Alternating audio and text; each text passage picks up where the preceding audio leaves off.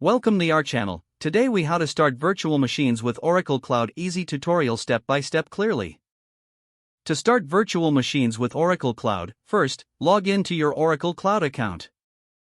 On the main dashboard, navigate to the Compute section in the menu.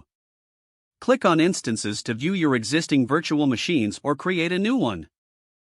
To create a new instance, click the Create Instance button.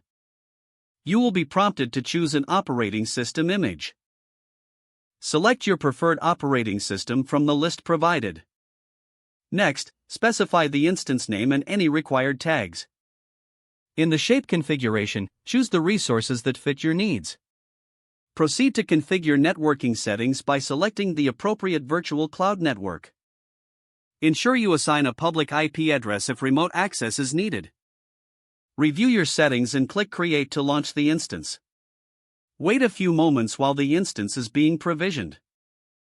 Once the instance status changes to running, it is ready for use.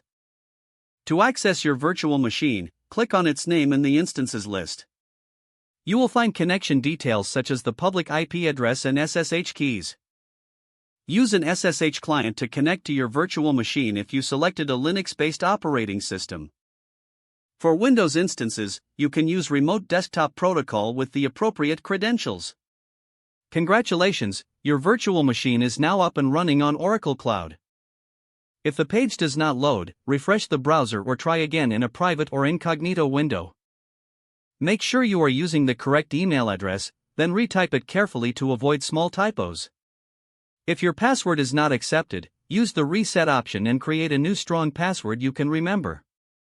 Check your spam folder for verification or security emails, then complete any requested confirmation steps. Enable two-factor authentication if available to improve account security and reduce unauthorized access risk. After signing in, review your profile details so your contact information and settings are accurate and current. If you see an error message, note it down and try again after restarting your device and internet connection. Log out when you finish, especially on shared devices, to keep your account and payment information secure.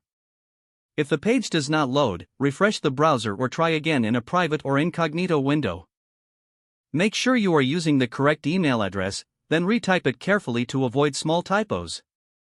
Don't forget to like this video and subscribe to our channel for more step-by-step tech guides.